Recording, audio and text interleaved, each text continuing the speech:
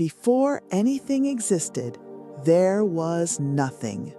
Not darkness the way you know darkness, not the kind where you close your eyes and still sense the world around you.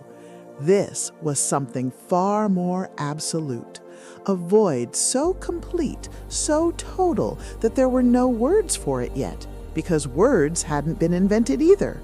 No sky, no ground, no water, no sound, no time, just nothing. And then God. In the beginning, God created the heavens and the earth. The earth was without form and void. Darkness was over the face of the deep, and the Spirit of God was hovering over the waters. Picture that for a moment. A vast, dark, shapeless mass of water, no shore, no bottom, no surface you could stand on, and over all of it, the Spirit of God, present, aware, and about to do something that had never been done before. He was about to create. Day one, God spoke. 3 words, and they changed everything that had ever existed and everything that ever would. Let there be light. And there was light, just like that. No tools, no materials, no effort visible to any eye, just a word, and light exploded into existence where there had been nothing but darkness since forever. God looked at the light, and he called it good.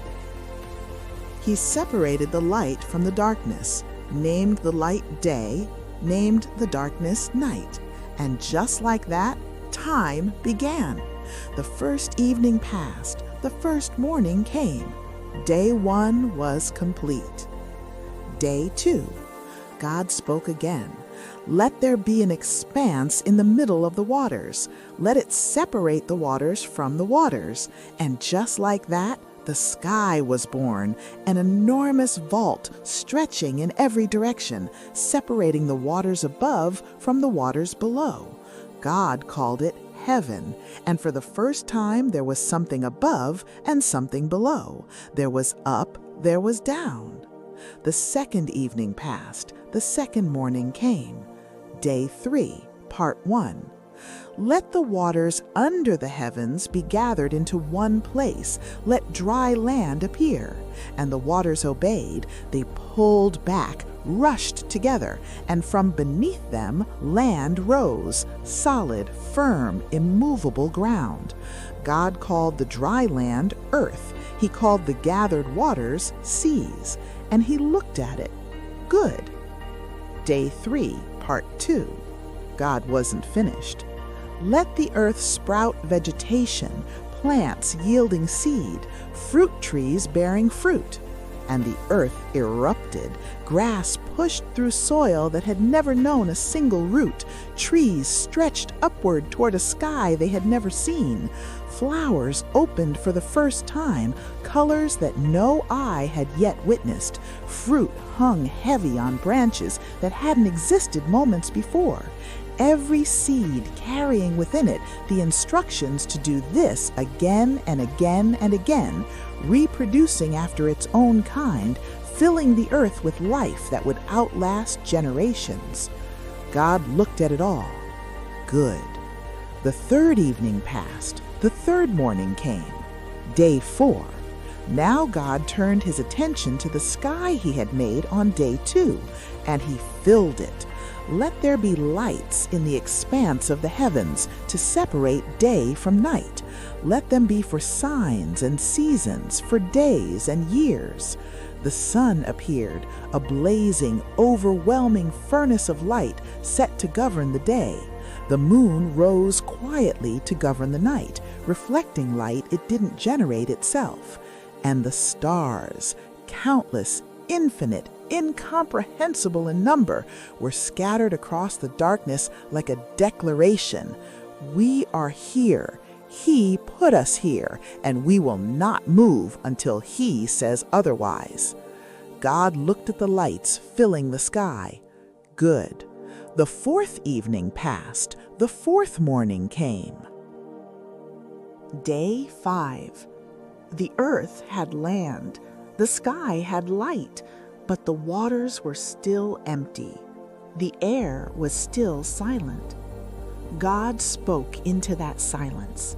Let the waters swarm with swarms of living creatures. Let birds fly above the earth, across the expanse of the heavens. And the ocean came alive.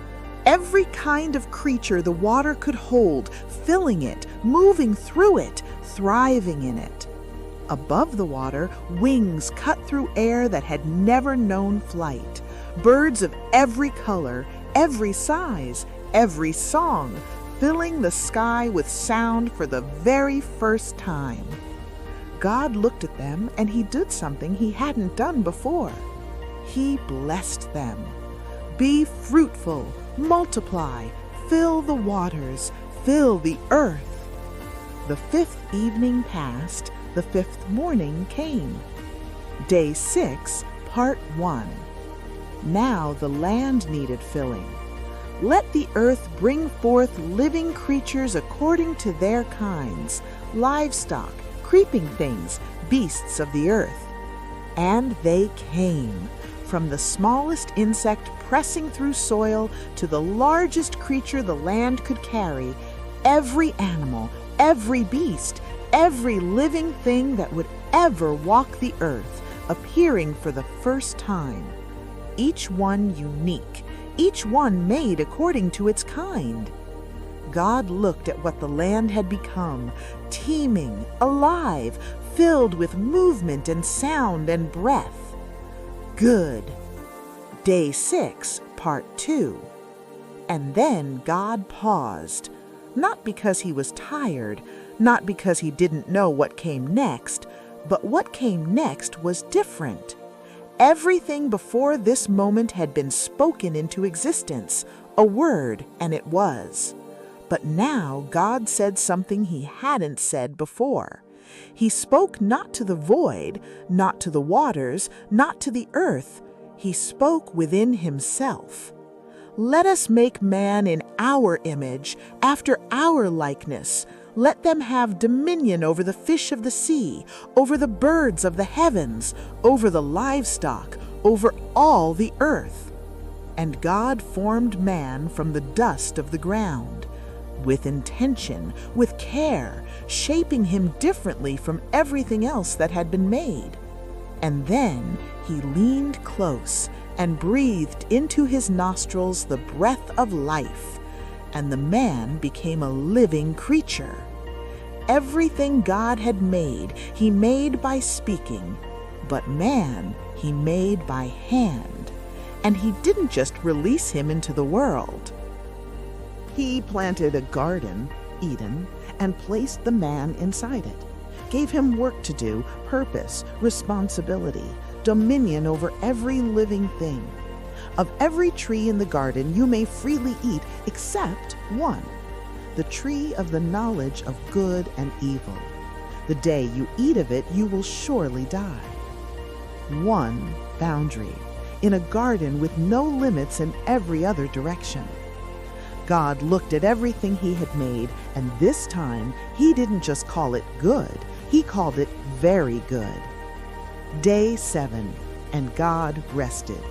Not because creation had exhausted him, God doesn't tire, but he stopped, deliberately, intentionally, and looked at everything he had made. And he blessed the seventh day, made it holy, set it apart from every other day, because on it he rested from all his work. 6 days, that's all it took. From absolute nothing to a world teeming with life, light, land, sea, sky, creature, and man. 6 days of a God who needed no materials, no tools, no time to think, who simply spoke, and it was. This is where everything begins, not just the Bible, not just human history, everything. Every person who has ever lived, every civilization that has ever risen and fallen, every story that has ever been told traces back to 6 days and a God who spoke the world into existence. And the most remarkable part? He didn't have to. He created because he wanted to. He breathed life into man because he chose to. And before sin entered, before anything went wrong, before the story took the turns it was about to take, God looked at everything he had made and called it very good. That included you. Whatever you are walking through today, remember this: you were not an accident. You were not an afterthought. You were made by the same God who spoke light into darkness, who separated the seas, who filled the earth with life in 6 days. He made you on purpose with purpose. And if he could bring order to a void, he can bring order to whatever feels formless in your life right now. The ink never dries. The story is still being written. If you enjoyed this video, share it with someone who needs it today. Like, subscribe, and follow Inks and Ages, because the ink never dries and there's so much more story left to tell. We'll see you in the next one.